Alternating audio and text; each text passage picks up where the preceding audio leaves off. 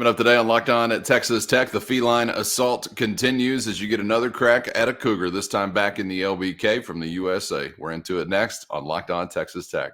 You are Locked On Texas Tech, your daily podcast on the Texas Tech Red Raiders, part of the Locked On Podcast Network, your team every day. We're going to start this thing off right. Raider!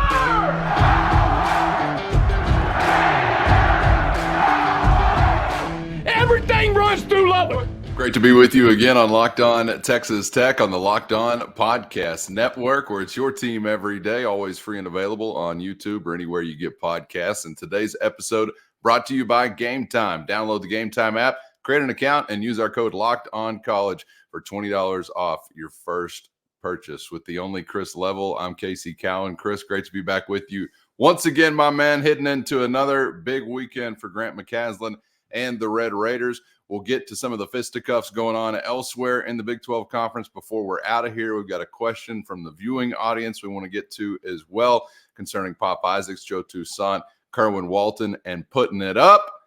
But first, we're beginning with the Cougars again, this time in the form of BYU coming to town. It's been about a week of cat fights. I'm sick of these feline creatures being on the opposing end. We got Purple Wildcats, we got Houston Cougars, we got BYU Cougars. I hate cats, and that was even before this week. But the fur is going to be flying once again, coming up from United Supermarkets Arena. But, man, as you've alluded to this week, a much different variety than what we've seen in some prior stops, whether it was last Saturday or Wednesday night in Houston, as BYU does things quite a bit differently, though they have found a lot of success so far this year in the way that they have done those things. Yeah, the only Cougar I guess I'm cool with from a mascot standpoint. Shasta, the Houston Coug. I don't. Cosmo though, the BYU Coug. Much respect. Much respect. Yeah, and if you're out there and you're going, what's this? Google it. YouTube it. You'll thank me later. You'll get down like this rabbit hole of mascot sorcery that you never thought you'd ever see. I thought you were going to go John Coug or Mellencamp and pink houses. Yeah, that's add right. Him to the list. That's right. John Cougar Mellencamp. Yeah, he is. Much respect to you, sir. Mm-hmm. But from the mascot world, yeah, Cosmo, man, you're. Shout out, man! You're one of the best. You got Chris Level's respect. All right, that's right. That's right. Yeah. So Mark Pope is the coach of the BYU Cougars, former Kentucky player. I don't know if they intended to be this way, to operate this way from the way they're playing, or if it's just the way it's worked out, or a combination of both. I don't know, but. This is a team that's one of the top 10 teams in the country in scoring offense. They're averaging about 85 points a game. Actually, it's like 85.7, something like that. And so with that, you have to, okay, where does the rubber meets the road there at some point? Like, okay, can you get to that number if you're Texas Tech? Can you hold them down a bit? There's some math there. And how they do it is it's volume 3-point shots. They've played 17 games so far this season. They're 14-3, and they've had double-digit 3-point makes in all but, I think, 3 games so far. And then, like, the 3 games that they didn't, they had, like, 7 and then 9 and 9 or something, So they've got close in a couple of those games where they didn't hit double-digit made 3-pointers. Now, granted, you made 11 threes the other day, and you lost by quite a few to Shasta and his Cougs. And so, but I'm just this is how they view it. They view it in volume. It's kind of an analytics thought process. 3's more than 2. The more 3s we go up, if we get them to fall, and then it can be overwhelming or a barrage or whatnot if you let it. And they've got a lot of length all over the floor that shoot these 3s. They've got a post player who they refer to as the Egyptian magician. Ali Khalifa. I like that. He's like the third on the team in assists. And so they facilitate at a variety of different places, kind of like you do with Darion Williams at times too. So, and this was a team, Cowan, that was picked I want to say they were picked like 12th or 13th out of 14 teams in the preseason. There weren't any expectations for the BYU Cougars, and this is one of the very few top 25 matchups in the country this weekend. So they've certainly far exceeded that. And oh, by the way, they've got a young man by the name of Jackson Robinson, who he's originally from Oklahoma. He started out at, I think, A&M, and then he went to Arkansas, and now he's at BYU. He's a senior. Again, his name's Jackson Robinson. He's going to wear number 2. He's a potential NBA first-round pick. If you look at NBA mock drafts, he is on there. He is one of the top seniors out there. He's one of the top shooters in the country. He's about 6'7", shoots about 40%, shoots a lot of them from deep. And so just wanted to kind of give you a synopsis of who BYU is, because I'm kind of fascinated. It's not going to be the fist fight that it was the other day against Shasta's Cougs.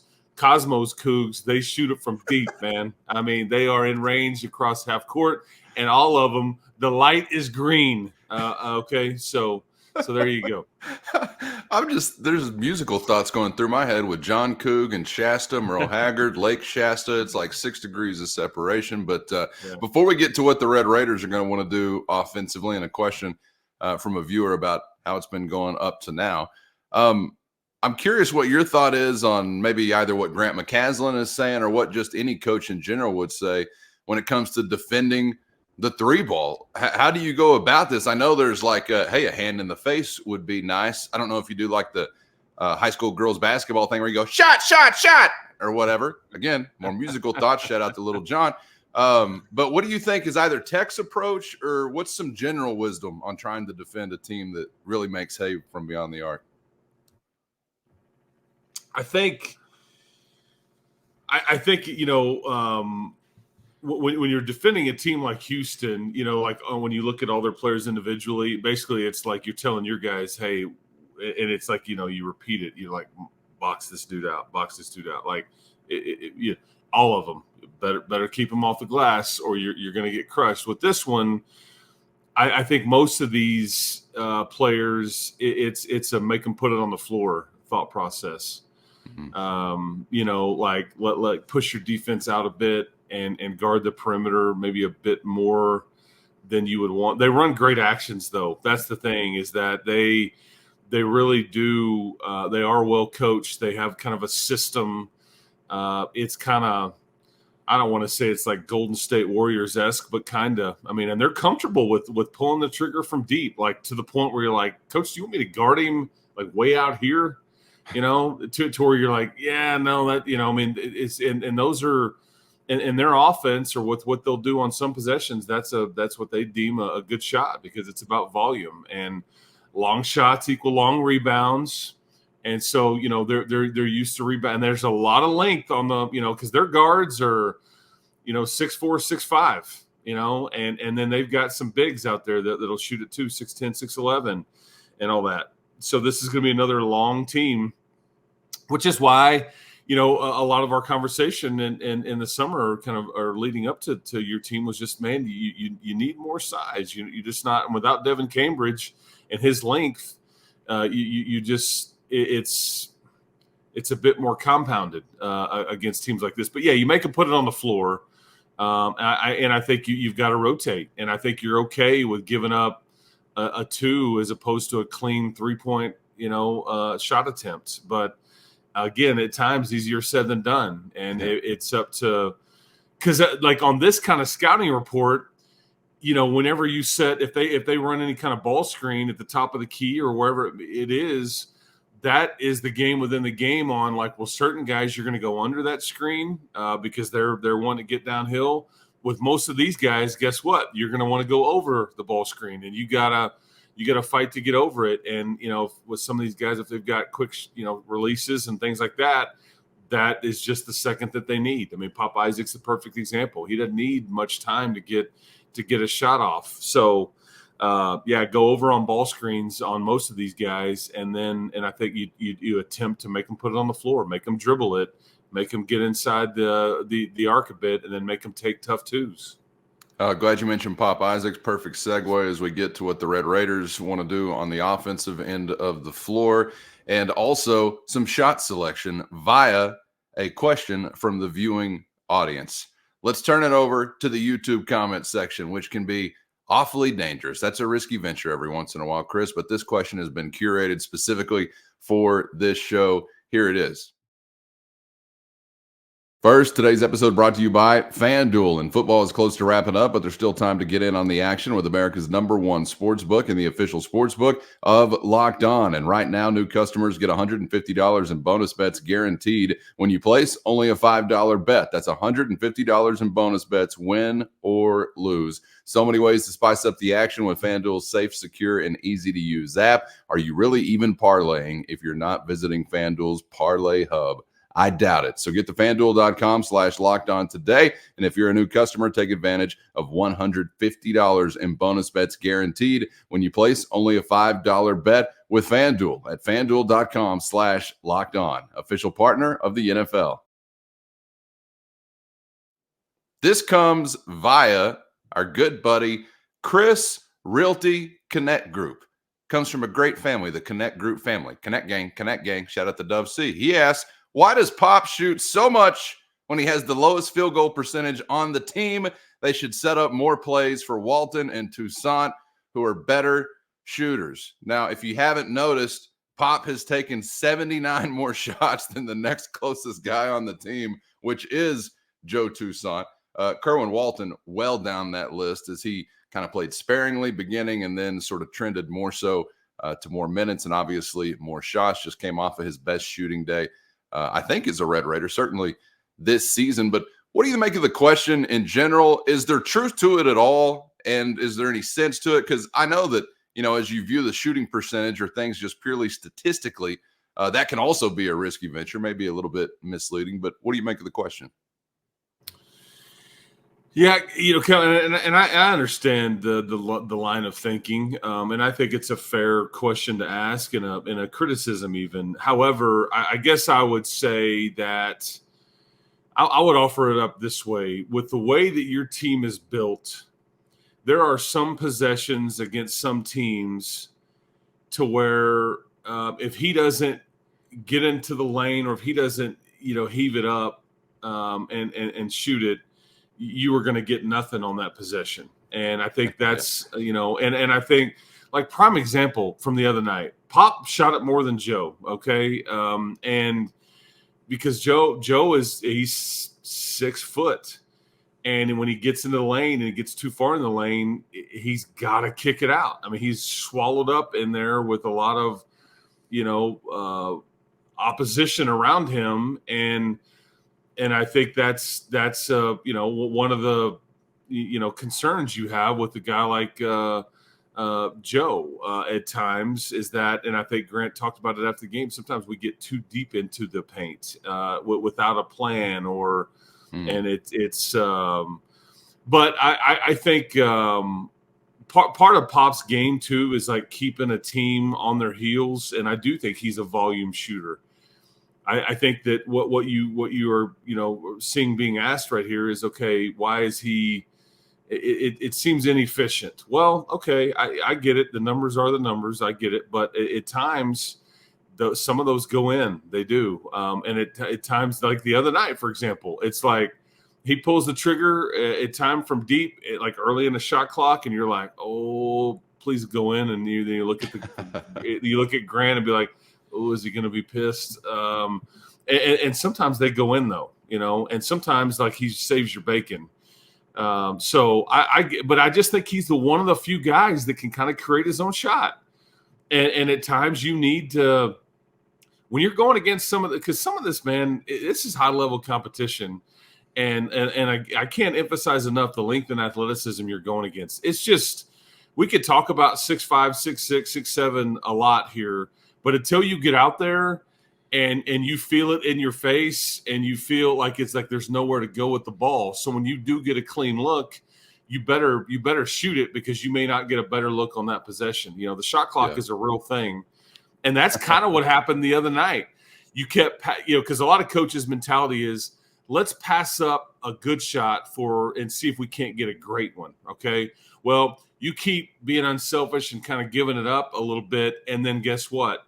You keep thinking something better is going to happen, and it never appears. And so but yet you passed up what you could have. I mean, because, shot clock violation, that's a turnover, I mean, and I'd rather miss a shot with a chance at a rebound than never get a shot up, especially with some of these guys shooting it. So, and a demoralizing turnover, man. The opposition loves to see that, a shot clock violation. And on the road, the crowd loves it even more. Oh, yeah. Because it's like, our boys are locked in tonight. They're playing some defense, that whole deal. So, and they've tried to draw up stuff for Kerwin. They've tried to, I think Joe's got the ball in his hands a lot, but some of it he's just limited by. But as much as he gives you, facilitating and defensively. And I think, again, he can still score for you. But I just, so there's a combination of things, but part of this is the way your team is built. But I certainly understand the question. And I think you have to live with, like, there's some nights Pop starts out 0-6 from the field. And then you look up and he's 7 of 9 or something from the field. That's just how, and your team feeds off of it. He's kind of can be streaky, or it comes in stretches, however you want to phrase that. I just think that's part of how your team's built, and you need it. And you have to live with some of it at times. Yeah, I think it'd be very difficult, not something I would want to do. If a guy does start off in a slump like that, or Pop Isaac specifically, to then say, okay, let's not shoot it anymore. I want him to shoot his way out of it, I think, on most nights. Not hopefully to the detriment of the team, but in general, that's how I'd feel about it. And it's not a three-point shooting contest. It's not just picking a ball up off a rack. I mean, obviously much different context when you're there in the midst of live fire. I guess my initial reaction to the question was that I don't agree that Toussaint is a better shooter. I haven't really seen much to suggest that. Like Kerwin Walton in a three-point shooting contest when he's in warm-ups taking a ball off the rack, yeah, maybe he is, I guess. I don't know, but again, creating that for him is a different proposition or different challenge than Isaac's creating his own shot or creating a shot for Isaac's was in general kind of how I felt about it. But I don't know that I agreed with the premise that Pop was the worst quote unquote shooter of the three. I don't really view it that way. Yeah, and Walton, man, just to highlight him a bit, I mean, I think he's right now 53% from behind the arc on the season. I just can't emphasize to you how insane that is. I mean, that is wild. We'd be praising McMillan, who's at 41%. I mean, that's a great year. Yeah, I mean, he's in second place. Yeah, I mean, like I said, when you're in the 38 to 42% range, like you're on everybody else's scouting report. Like, man, it says DOC on there. Shout out, but this it stands for dead on the catch, not well, I won't go down the rabbit hole that was my what does that stand for? My high school memories, with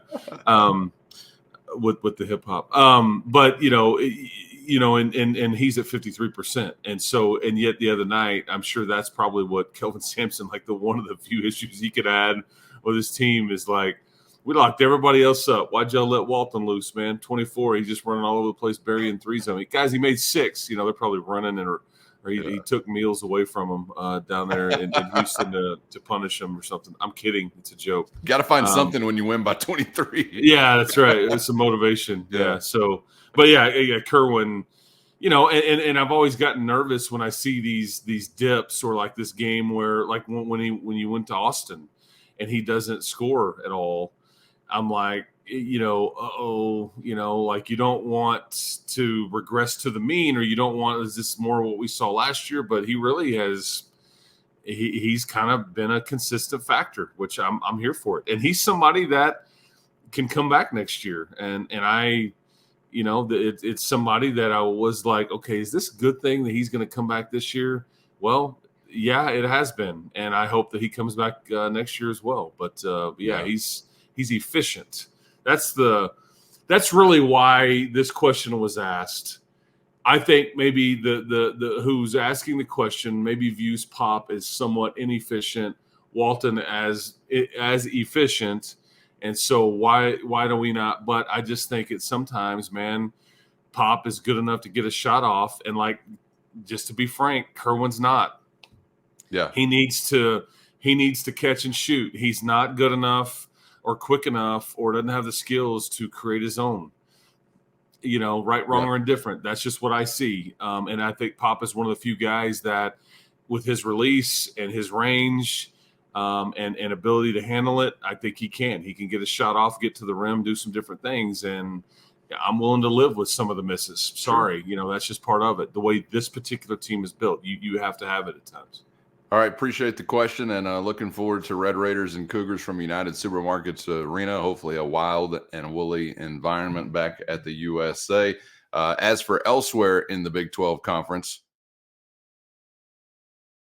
first, today's episode brought to you by Gametime, and you shouldn't have to sweat it out when buying tickets to your favorite events, and with Gametime, you won't, because it's always a breeze. Using the Gametime app, where you're going to find killer last-minute deals, views from every seat, and their lowest price guarantee. Gametime has deals on tickets right up to the start of the event and even an hour after it begins, which means Gametime is the place to find last-minute seats for any event. The fastest, easiest way to buy tickets, and not just fast, but it's also secure and simple to use when you download the Gametime app. So take the guesswork out of buying tickets with Gametime by downloading the Gametime app, creating an account, and then use our code LOCKEDONCollege for $20 off your first purchase. That's Locked On College, LOCKEDONCOLLEGE, Locked On College for $20 off your first purchase. Terms apply. Again, create an account and use our promo code Locked On College for $20 off. Download the Gametime app today for last-minute tickets at the lowest price, guaranteed.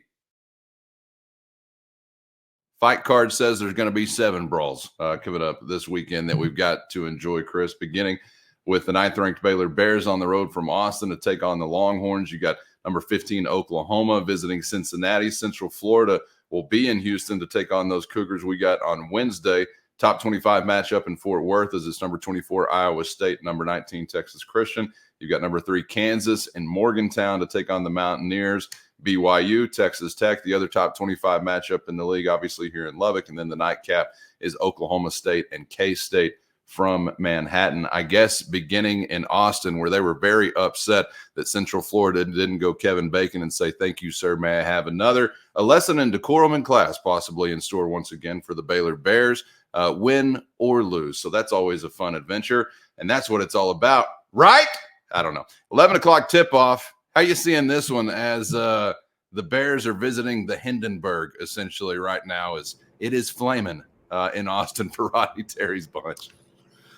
Yeah, this is one of the there's not many of these games that I look at and go, "Ooh, I'm intrigued by." I think, but this is clearly one of them, just because Baylor has they've been rolling a bit, and they're obviously top 10, and then obviously Texas is dealing with some different things this week, and namely a couple of losses. Really, that's the big thing, is that they've dropped some games recently, and then you've got this, because I go back to that it's just stupidity, and I think like Central Florida the other night, if I'm thinking it through, they got to be a part of the Big 12, and I think it was like they got to be a part of the club that got to do this whole thing. And it's like, why don't you let us play too? Like, we want to be able to do this. Like, we're getting to play these guys. We beat them. I'm like, why are you trying to take away our fun? We're down there, coming up with, whatever, you can't really do a U down or I don't know what FSU and like the, that doesn't work backwards. And so like we're getting to do this deal, and like you're sucking the fun out of it, man. Hey, that's part of the Big 12 experience though, Chris. I agree. You can't mock the Longhorns. That's what I'm saying. Then why are we here? Yes, the chastising is also part of the experience after you do it. Having said that, I bet they rode their horns down float down to Houston, because you mentioned that's another early game tomorrow, and I'm gonna say a prayer for the Knights, this evening when I hit the pillow and I get on my knees and I think, everybody that I need to thank and say a prayer. I'm saying one for the Knights, man, because I've seen that movie. Good luck. Good luck.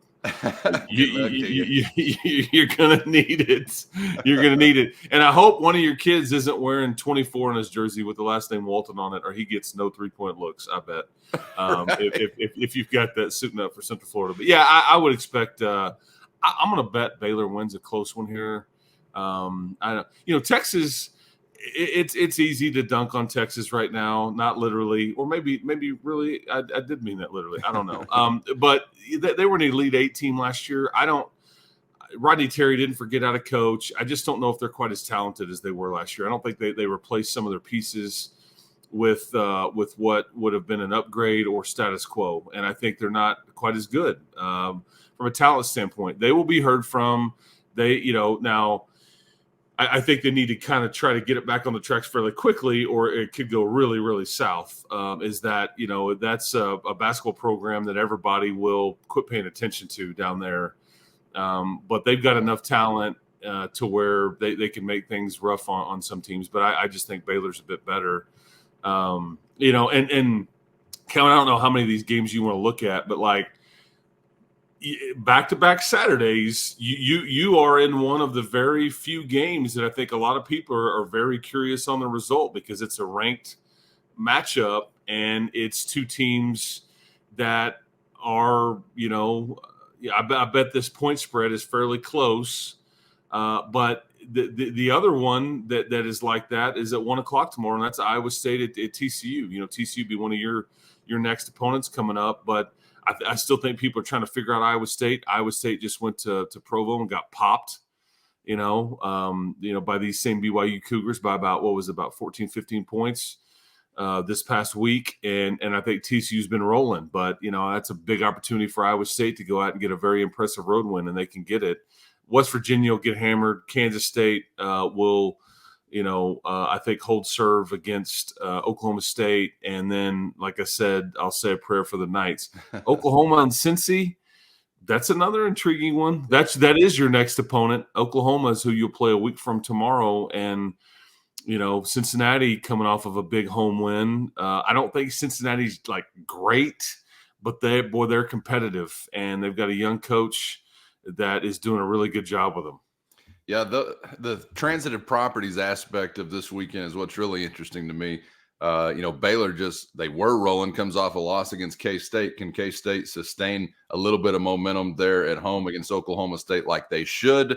Well, when you get to thinking what should happen in the Big 12, that may be when you get in trouble and you get a result you don't anticipate. And yeah, Cincinnati, kind of an interesting path as they started off with the win over BYU, take a couple of L's, and then they drop Texas Christian. They get a win, and now they got a top 15 team coming to their house. That matchup does intrigue me, but looking forward to Red Raiders and Cougars most of all. Yeah, and that's the one thing about the league expanding. I guess I just didn't think about it. It's a simple thought. I'm not breaking any news here, but I have loved on Saturdays when everybody is playing that you get 7 of these games. You get 7 head-to-head matchups. In football season, that was somewhat rare because there's bye weeks or somebody's played on a Thursday, or it was kind of spread out. But so far we've had 2 or 3 of these Saturdays in a row where you get 7 Big 12 games, and it's pretty fascinating just to kind of the entertainment you're going to get. And next year you're going to get 8 of these, if they do it this way. So that part, just more meaningful basketball when the league is just so dang good. That's the thing. And before I get out of here, I want to make sure that we mention, speaking of the league in general, just so we educate our audience, we talk about net rankings and all those things. BYU is 4th in this net ranking. They are 3-3 in quad 1 games. And you're, Texas Tech, you're 1-3 in quad 1 games. This is just the data.